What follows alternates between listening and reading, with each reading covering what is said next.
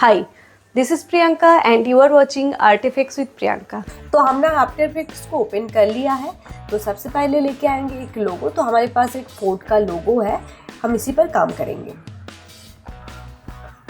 तो ये आ गया है लोगो। अब राइट क्लिक करके एक नया कंपोजिशन बनाएंगे और नाम देंगे लोगो। अब इसी लोगो का हम एक डुप्लीकेट बनाएंगे। तो प्रेस करेंगे Ctrl+D और नीचे वाले लेयर का हम नाम देंगे लोगो फायर। फिलहाल के लिए टॉप लेयर को हम हाइड कर देंगे, इसको थोड़ा सा पीछे की तरफ कर देते हैं। अब इस लोगो फायर लेयर के ऊपर हम एक इफेक्ट लगाएंगे, दैट इज टिंट। और ब्लैक कलर को हम चेंज करके करेंगे रेड और वाइट कलर को चेंज करके करेंगे येलो। ओके, एक और इफेक्ट लगाएंगे ग्लो थ्रेशोल्ड 60 रहेगा और रेडियस को बढ़ा के हम कर देंगे 55। अब बैकग्राउंड के लिए हम एक नया सॉलिड लेयर लेके आएंगे, कलर रहेगा ब्लैक। अब इस लोगो फायर लेयर को सिलेक्ट करेंगे, लेयर स्टाइल में जाके चूज करेंगे बेवल एंड एम्बॉस। प्रॉपर्टी को ओपन करेंगे और टेक्निक को हम चेंज करेंगे चाइसल हार्ड में। साइज होगा 50, सॉफ्टनेस को करेंगे 6 और डेप्थ वैल्यू को हम बढ़ा के करेंगे 136। ओके, और शैडो कलर होगा डार्क रेड। अब एक इलिप्स टूल हम लेंगे और इस टाइप का हम एक शेप बनाएंगे। मेक श्योर कि लोगो पीछे का कवर हो जाए। कलर को फिलहाल के लिए व्हाइट कर देते हैं।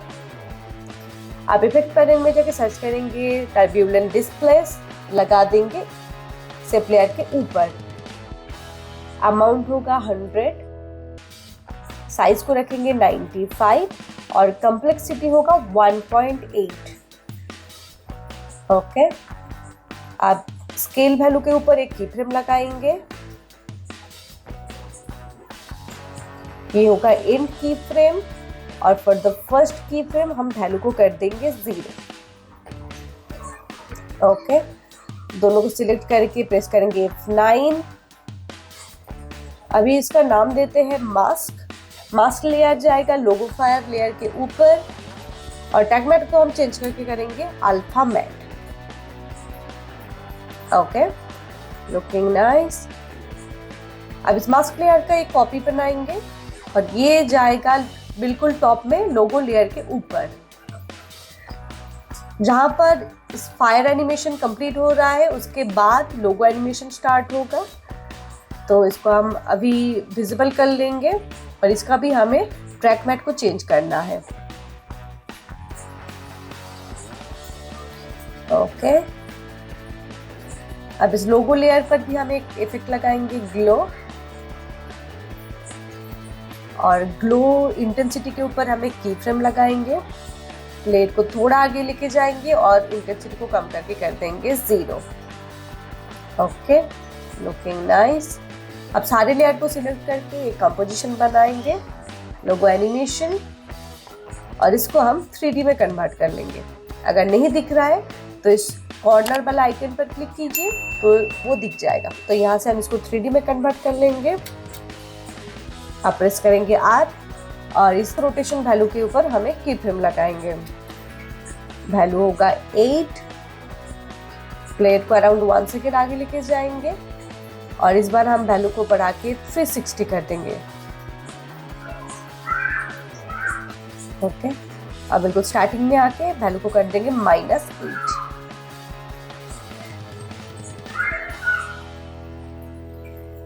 Okay, nice. अब बस एंड 2 की फ्रेम को सिलेक्ट करके F9 प्रेस करेंगे और इस टाइप का हम एक ग्राफ क्रिएट करेंगे।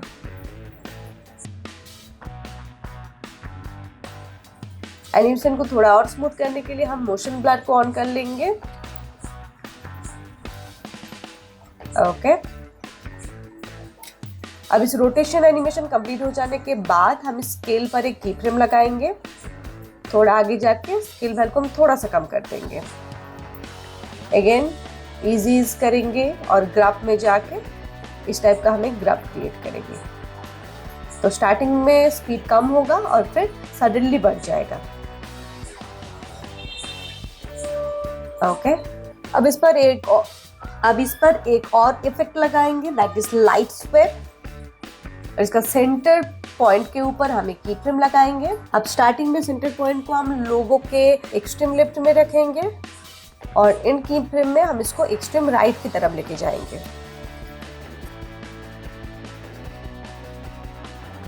तो कुछ इस टाइप का एक एनिमेशन क्रिएट होगा। इसको थोड़ा और स्मूथ करने के लिए दोनों की फ्रेम के बीच का डिस्टेंस को हम थोड़ा सा बढ़ा देंगे। Okay, looking nice. And for the background हम एक फायर बैकग्राउंड को लगाएंगे और इसका ओपेसिटी को हम कम करके कर देंगे 45। इस पर लगाएंगे ब्राइटनेस एंड कंट्रास्ट और दोनों को हम थोड़ा सा बढ़ा देंगे।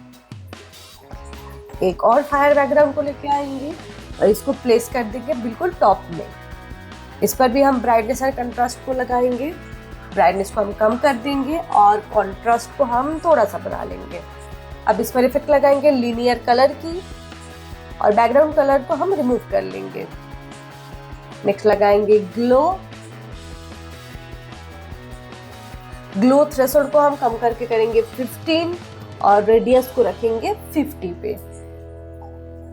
Okay, looking nice and done.